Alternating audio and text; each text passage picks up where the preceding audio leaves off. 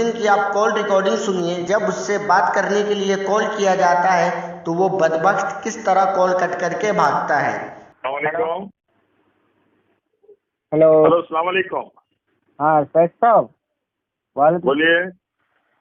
شیخ صاحب آپ نے ایک ویڈیو بنایا ہے کہ مطلب حماس کے پاس یہ 2 ٹکے کا بم ہے وہ چھوڑتے ہیں، تو آپ کے کیا جی جی چیلنج کس کی طرف سے ہو رہا ہے؟ جی الیاس شرف الدین صاحب، حماس اور اسرائیل کے بیچ میں جو ابھی گرما گرمی ماحول ہے تو وائلنس کس کی طرف سے ہو رہا ہے؟ وائلنس دیکھیے درگاہ پجاریوں کے ابا اور یہودیوں کی طرف سے ہو رہا. اچھا، یہودیوں کی طرف سے ہو رہا، تو آپ اپنے ابا کا سپورٹ کرتے ہو اسرائیل کی فوج میں قرآن بیٹھ حدیث کے کر سپورٹ سے ہوں. کہ میں قرآن حدیث کے منافق سپورٹ کی سے ہوں. طرح اللہ تم رسول جنگ اللہ میں کی سے بھاگے تھے، درگاہ پجاریوں ہمارے نبی صلی اللہ تعالیٰ علیہ وسلم کی زمانے میں سے مت کرو ایسا. تم اپنے ویڈیو میں بولتے ہو کہ ہم. بسم اللہ الرحمن الرحیم. السلام علیکم. ابھی آپ نے الیاس شرف الدین کی کال ریکارڈنگ سنی جس سے پوچھا گیا کہ آپ فلسطین کے مظلوم مسلمانوں کے سائڈ ہو یا پھر آپ یہودیوں کی طرف اسرائیل کے ساتھ ہو. تو وہ 2 ٹوک لفظ میں کہہ دیتا ہے کہ فلسطین کے جو مظلوم مسلمانوں پر بمباری کی جا رہی ہے اسرائیل کی طرف سے، وہ لوگ خبروں کے پجاریاں ہیں. تو میرے دوستوں اور بزرگوں ذرا غور و فکر کریے کہ اس کا دل اتنا سخت کیوں ہے، کیا وجہ ہے اس کا، اور یہودیوں کا اور یزیدیوں کا. یہ دل بڑا سخت ہے ان لوگوں کا. آپ واقع کربلا سنیں یا پڑھے ہوں گے کہ یزیدی قوم نے حضرت امام حسین رضی اللہ تعالیٰ عنہ پر پانی بند کر دیا. میرے امام حسین رضی اللہ تعالیٰ عنہ نے یزیدی لشکر کی طرف مخاطب ہو کر ارشاد فرمایا، اے یزیدیو، ہم بڑوں کو نہ صحیح پانی، اس ننھے شہزادے علی اصغر کو پانی دے دو، پانی کے 2 بوند دے دو. تم ظالموں نے بجائے پانی کے تیر کو چھوڑا جو تیر آ کر علی اصغر رضی اللہ تعالیٰ عنہ کے گلے میں پیوست ہو گئے.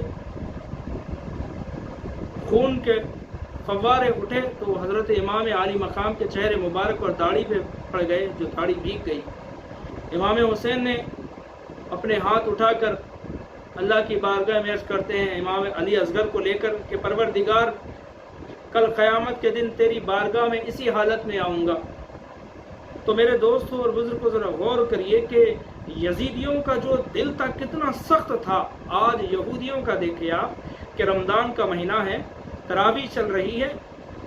یہودیوں نے فلسطین پر، مسجد اقصیٰ پر بمباری کی جس میں 800 لوگ ایک ہی حملے میں مر گئے، فوت ہو گئے، جس میں بچے بھی تھے، بڑے بھی تھے، بوڑھے بھی تھے. اور آئے دن یہودیوں نے فلسطین کی بستیوں پر بمباری کر رہے ہیں جس سے مظلوم چھوٹے چھوٹے ننھے بچے فوت ہو رہے ہیں. جو تصویر یا ویڈیو دیکھ کر دل دہل جا رہا. ساری دنیا کے جتنے بھی مذاہب کے لوگ ہیں صرف یہودی اور یزیدی اور آل سعود کو چھوڑ کر سب اظہار غم کر رہے ہیں، مگر ان کا دل کتنا سخت ہے آپ ملاحظہ کر چکے. کتنا دل سخت ہے کہ یہودیوں کا، یزیدیوں کا، یہ الیاس شرف الدین کا، یزیدی کا.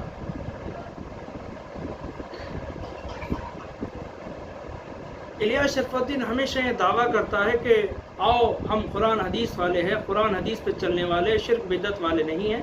تو اس بد مذہب کو ایک حدیث سناتے ہیں، وہ بھی بخاری سے، تاکہ ان کا یہ کفر کا بخار اترے.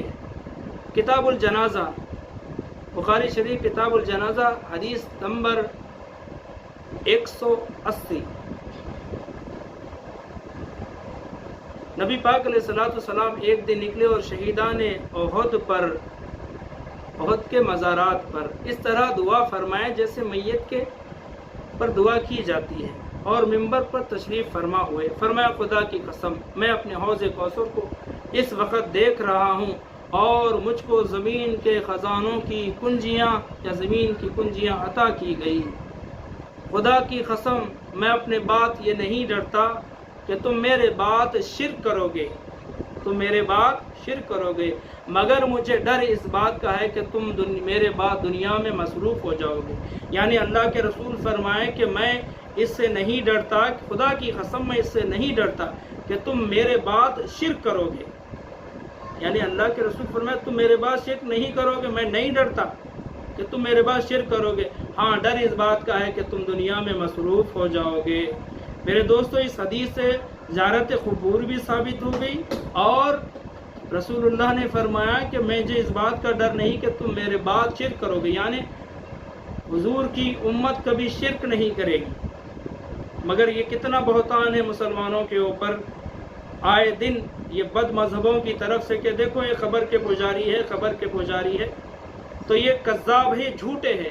ایک اور حدیث ملاحظہ کرے، اللہ کے رسول فرماتے ہیں قرب قیامت ایسا گروہ پیدا ہوں گا جو اس قدر جھوٹ بولیں گے کہ لوگ سچ کو بھی جھوٹ سمجھیں گے۔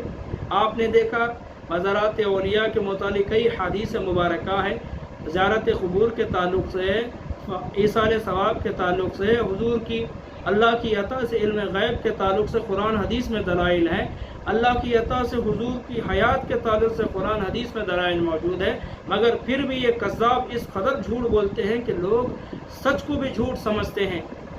جیسا کہ الیاس شرف الدین کے متعلق نبی پاک نے 1400 سال پہلے ان بد مذہبوں کے تعلق سے نشاندہی فرما دی۔ میرے آقا فرماتے ایسے جھوٹے پیدا ہوں گے، اس قدر جھوٹ بولیں گے کہ لوگ سچ کو بھی جھوٹ سمجھیں گے۔ دیکھو آپ کس قدر یہ کذاب لوگ جھوٹ بول رہے ہیں، ان بد مذہبوں سے بچیں۔ میں الیاس شرف الدین سے کہوں گا کہ آؤ توحید رحمانی کی طرف، تعظیم انبیاء و اولیاء صحابہ و اہل بیت کی طرف آؤ، ایک خدا کی عبادت کی طرف آؤ، اللہ کے رسول علیہ الصلوۃ والسلام کی حدیث سنت کے مطابق بدعت کو چھوڑو، بدعت ضلالہ کو چھوڑو، آؤ سنت اور بدعت حسنہ کی طرف۔